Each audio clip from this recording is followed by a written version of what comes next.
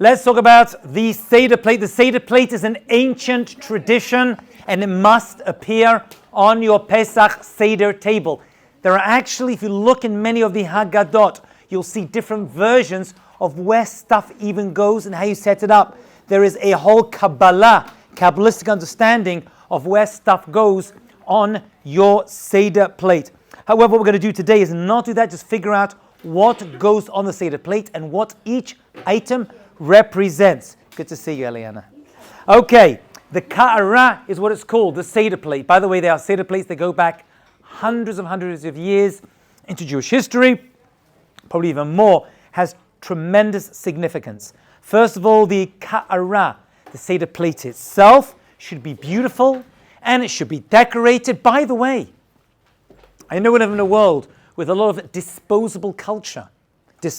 However, trying not to use plastic or paper plates at your Pesach Seder. You should actually bring out your finest china in order to show the love for the mitzvah of the Pesach Seder. The rabbis even tell us that in ancient times, people used to bring out plates that were not kosher Pesach and actually put them for show on the shelves so people could see them and show how beautiful the home is. Decorating your home, making it beautiful. Lichvod, the Chag, is a tremendous mitzvah. Having kelim na'im. This actually is based upon a pasuk in Az Yashir. I don't know which pasuk.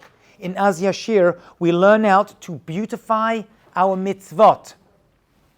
It's Zeh Eli v'yanvehu. This is my God, and I'm going to honor him. From that pasuk, the Gemara tells us it is a mitzvah to make mitzvot beautiful. The best tefillin, the best dalid minim on Sukkot, we'll discuss that next semester. The most beautiful Shabbat things on your table. Spending money on Chagim and Shabbat. That is an extra mitzvah, hidur mitzvah. This is my God, I'm going to glorify him by spending money on mitzvot. And I don't think there's a holiday you're going to spend more money on, and time for sure, than Pesach. Every single penny is worth it. And so to have a beautiful Seder Plate and to make your Shabbat home beautified on this holiday is an extra special mitzvah, which is based on this pasuk in Az Yashir. Let's go through. First of all, we have a Zeroa, a roasted bone. Now, we've mentioned before, this roasted bone should not be the wing of a chicken. I know many people put a wing of a chicken on there. That is a kanaf. That is not a Zeroa. Zeroa means the leg of the animal. It needs to be actual leg. This comes zecher, as a remembrance. Now, this is important because we're not allowed to bring the Korban Pesach today. We cannot bring the Korban Pesach today. However, we do have a Zeroa on our Pesach. By the right, the stand, you're going to need it for your finals. You're going to need this. Zeroa is a leg. You'll basically go to the, nowadays kosher supermarkets sell them all wrapped up. Actually, kosher supermarkets have gone completely crazy. You know, I went to kosher supermarket like 2 years ago, and they were selling jars of salt water. So people are spending $8 to $9 on a jar of salt water in order to dip in their karpas. I don't know how lazy we've become, but if you cannot take salt and do the following into your water, Erev Pesach, because you can't do it on Pesach, by the way. Why is another halacha? And to do it on Erev Pesach, we're together, then you need major help. It is ridiculous to buy salt water. Just add salt to water, dayenu. That is all you need to do. You can go now and buy a Zeroa, buy a bone, whether it's in the supermarket or from a butcher like we used to do in the old days. That is sufficient. However, at no point during your Pesach Seder are you allowed to point at that bone and say, this is Korban Pesach. You cannot do that. You can point to the Matzah, because it's the same Matzah. You can point, because we still do it. You can point to the Maror and say, this is Zecher Maror and the bitterness of the Jewish people in Mitzrayim. But you cannot. But it's right, you just put there, it sits there by itself, and you don't eat it. You do not eat it. It represents the Korban Pesach. Next is the Betzah. Yes, Lior.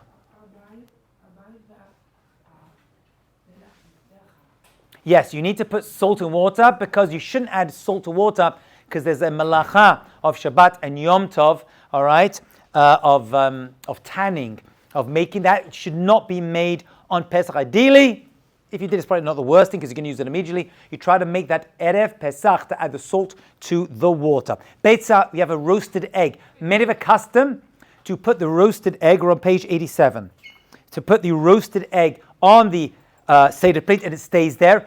Another roasted egg is eaten. There are two reasons we eat egg. Okay, two reasons for eating an egg at the Pesach Seder. Number one is because there is an element of avelut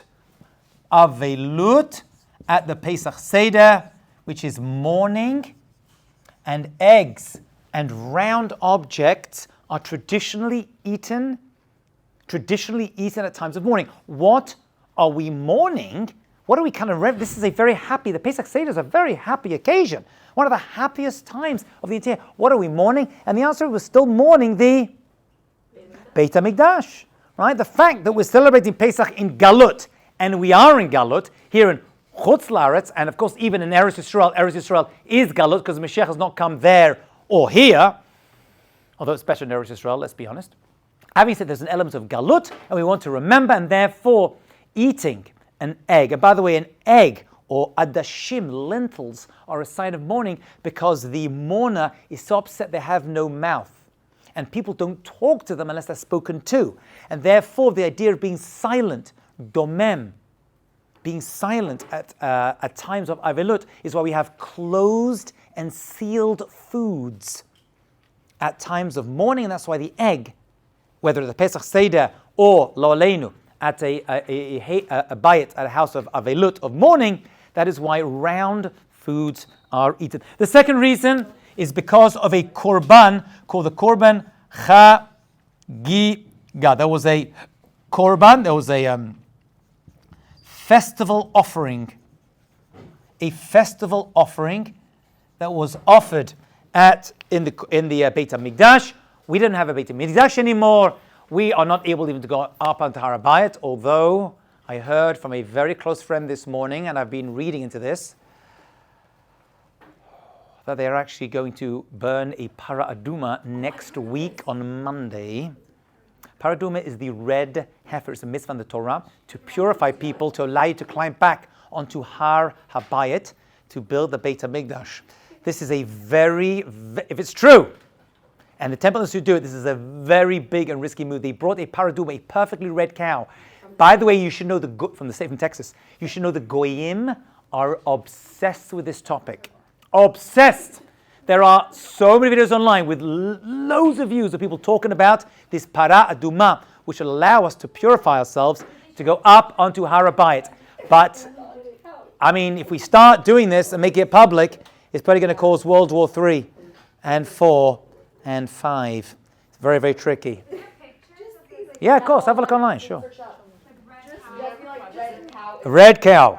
So there was a korban chagiga that was brought on every holiday. Since we cannot eat meat, we cannot eat roasted meat because of the prohibition of eating a korban meat, which is why, by the way, on Pesach Seder, you should not have roasted meat unless it's had a lot of rotev, a lot of sauce put onto it, because you may come to think you're eating the korban Pesach. So this egg represents mourning. It also represents the korban chagiga that was born on Jewish holidays because it's a roasted food, but it is not meat. Taylor.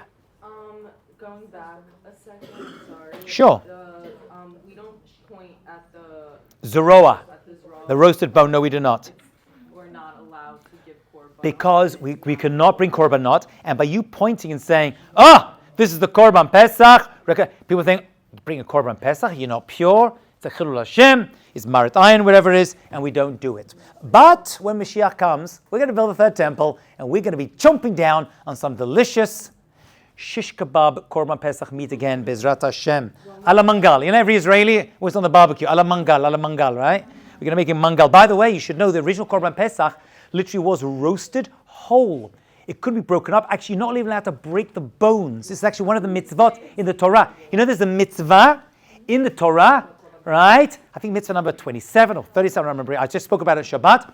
You're not allowed to break the bones to eat out the marrow, because usually a person's hungry. To show that we're like rich royalty at the Pesach Seder, right? You don't break, you just eat the bone. Like rich people don't break bones and eat it, right?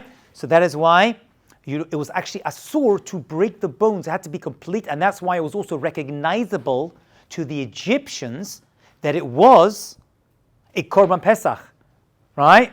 For the sheep, because they basically used to worship the sheep in Mitzrayim. So we used to roast and eat their god, small g, and eat it whole. Had to be completely roasted whole, so it was recognized. It couldn't be cut up into pieces. So it was actually literally roasted on a spit. That's the way the Korban Pesach worked. But today you cannot do that. That's actually crazy. And the Korban Chagiga, I'm a little confused. That was every holiday, various korbanot were brought. Every holiday brought a korban. Chag, the word chag, well, actually, what it actually means is to make a pilgrimage. Actually, my last name, Hajj, is a Islamized version of a Hebrew word, Chag. My name in Hebrew is actually Chagiof, because Chag means to make a pilgrimage to a holy site, which for us always was Yerushalayim. Well, not the Kotel, the actual Beit HaMikdash itself, right? It's just the Muslims took that word and made it Hajj and took it to Mecca, right? Lavdil. So for us, the word Chag, so Chag actually means to make a pilgrimage, because on the Shalosh Regalim, the three first festivals of which Pesach is number one, we used to go to Yerushalayim to celebrate Pesach. Right? That's the way we used to be, in sight of the Beit HaMikdash, if we were able, lucky enough to do that. So that's the word Chag. So together with every Chag, which literally means a pilgrimage to Yerushalayim, because they would go by foot on the Chagim, they would bring a special korban that was brought in honor of that day in the Beit HaMikdash. Not everyone brought that. That was brought in the Beit HaMikdash in honor of the holiday by the Kohanim in the Beit HaMikdash. And that has to do with an egg cow. So the egg, so we can't do that. And we can't eat meat as a remembrance of that. So we eat a roasted vegetable, a roasted egg. So the roasted egg actually has two purposes, and that's why it's at your Pesach Seder table, and that's why many people have the custom. And by the way, you should probably eat an egg at your Pesach Seder. You know what? Take it easy with the food. Save the food for your matzah, your wine, and your egg. That's what you should be eating. Okay, you take a little bite of meat, right, or whatever it is, a little bit of chicken over there, a little bit of fish, and of course some obligatory chicken soup and dayenu. Okay, Maror is the bitter herb. Yes. Just to go back to the Parah Aduma for a second. Wow. What's going to happen after they burn it? So the way it works is, it hasn't happened in thousands of years, so we're not sure. It's actually burnt not on Har HaBayit. It's actually burnt on a mountain overlooking Har HaBayit. It's burnt, killed, burnt. Lots of wood is burned with it as well. So it's not, you're not sprinkling the actual animal itself. There's a little bit of animal ashes that are added to a vast amount of wood. And I think some liquid too, I'm assuming. And then that, a little bit is just sprinkled on each person. The person who sprinkles becomes impure through the sprinkling, according to many opinions. Not everyone agrees with that. And the person, that's one of the, it's considered a chok. We're not too sure why it works this way and how it works this way. It defies explanation, this mitzvah. This is actually the only mitzvah that Shlomo HaMelech, who knew everything, I mean, he literally knew the language of the animals. He knew everything about everything. He said this one is Rachok Mimeni. He goes, I don't know the reasons behind it. The question is, what aspect of Parah Aduma did he not understand? Was it this part that the sprinkler became impure, none who was impure became pure? This kind of dichotomy that went with the mitzvah itself. Some say that's the reason, or some say why a red cow will purify a person anyway. There is an opinion. You know, before Pesach, they used to eat matzah. Avram Avinu ate matzah. We spoke about that, right? On the 15th of Nisan and onwards. And they say, so how did he know? Because the matzah only kicked in when we left Egypt. So this is this amazing idea. Guys, check this out. They say that the matzah that they ate before Yisrael Mitzrayim, they ate it, but they didn't know why they were eating it. They just knew that it was the time to eat it. And when they left Egypt, they're like, that's why. Because we left Egypt quickly. It was matzah, didn't become leavened. So the event came after the food itself, or the item of mitzvah itself. They say it could be the same with the Parah Aduma. There's something going to happen with it hasn't happened yet. But in the future, before Mashiach comes, there's going to be an event with the red cow, which will help us understand retroactively why a red cow has the ability, the Parah Aduma, to purify people. See, the event hasn't happened yet, but it still works because it's in the Torah. The Torah says, and the Torah is timeless, it's above time. So you can actually work backwards from a point of history like we did when we left Egypt, and we're like, that's why matzah is the food of Cherotenu, of freedom. So it could be a time in the future, we haven't reached yet, but we're getting close, where the Parah Aduma retroactively, the event, is going to teach us why a red cow actually purifies. But up to now, it is considered a chok. It is a statute. We don't know the reason for it, but it has that power. How are they choosing the people who get sprinkled? I have no idea. That's above my pay grade. Oh, vast. So this is one particular group are doing it right now. They want to bring this Parah Aduma to purify people. It's very controversial. Many people. There's an institute in Yerushalayim who are preparing for Mashiach and actually created the Kelim and getting everyone ready and teaching Kohanim how to do. So when we build a Beit HaMikdash, we're ready to go. It's a very, very radical thing to do. Is it the one in Jerusalem? Are they considered extremists? You know what? When it comes to extremists, it depends who you ask. If you ask them, they'd be like, we're following halakha. If you ask people to the left, they're extremists. If you ask people to the right, they're not being strict enough. So it depends where you put yourself in the scope. So extremism or not, but you have to go with that Torah. You have to go with what the rabbis are telling us, you know? And the rabbis don't agree. I don't think so. But I'm sure the rabbis... Yes, there are rabbis involved. Absolutely. Big Talmidei Chachamim, by the way. Are they the ones that have the museum in Jerusalem? That's part of what they do, yes, in terms of education. Like all the But that's just... Yep. Yep. Like the second level of the. Isn't there a plan to create like a lower level of the? No, that's something different. That's not controversial. Well, except for the Arabs. But yeah, there's actually we have the tunnel tours that takes you underneath. I actually went to see that. And they're connecting Ir David, which is the most beautiful tunnel that's going up. Actually, the tunnel is still there. I was actually one of the first people in there. I'm not one of the first, but I was, when they started to open it, I was there actually with my family, because a good friend of mine donated a lot of money to it. So he got me in, Baruch Hashem. I took a group down there, and they're actually going to connect. So you can walk from Har Bayit down into, of course it connects. There's a mikvah there, and that's the way they used to walk in. Okay, that's the Maror. The Maror nowadays usually comes in romaine lettuce, which the more you chew, the more bitter it becomes, which is actually how the Galut Mitzrayim took it. Started good, and then it got worse and worse and worse, like most Galuts actually. Or you can use horseradish, like my wife's family, but then you're going to need a shot glass worth, which is a lot, and will bring tears to your eyes and very, very bad breath. But that actually does work if that's what you need to do, because I'm sure there are parts in Europe where they couldn't get lettuce, but chasa, having lettuce, I'm sure most use lettuce at the Pesach Seder, but you need a big chunk of it. You need a big chunk of it in order to make the right amount. It's probably like a whole leaf, because if you crush it down, it's mostly liquid. So it needs to be a pretty big one. Okay, so that's good. Charoset, there's a little bit of charoset. The charoset comes to represent the cement. And it's also, we mentioned last class, got apples in it, and nuts, and wine, and cinnamon. And we mentioned that apples are significant, obviously at Mitzrayim, because it was under the apple trees that the Jewish people were able to unite and create new life. Okay, so the apples represent that, which is why many Sephardi Brit Milot, they actually have apples. You've seen an apple, they throw apples around. And my son's Brit Milah, we used to throw apples, and everyone who came got an apple. Where it comes from. Okay, and wine obviously references the Wine nuts and it's all mixed up over there as well. Okay, and the idea of the wine is it kind of takes the edge off of the and the cinnamon as well, and the apples take the harsh effects of the maror that you have as well. So you're going to dip the maror at one point, shake it off, and then for the sandwich of Hillel, you're going to basically have as much as you want. Karpas comes from Kotonet Pasim of Yosef Atzadik.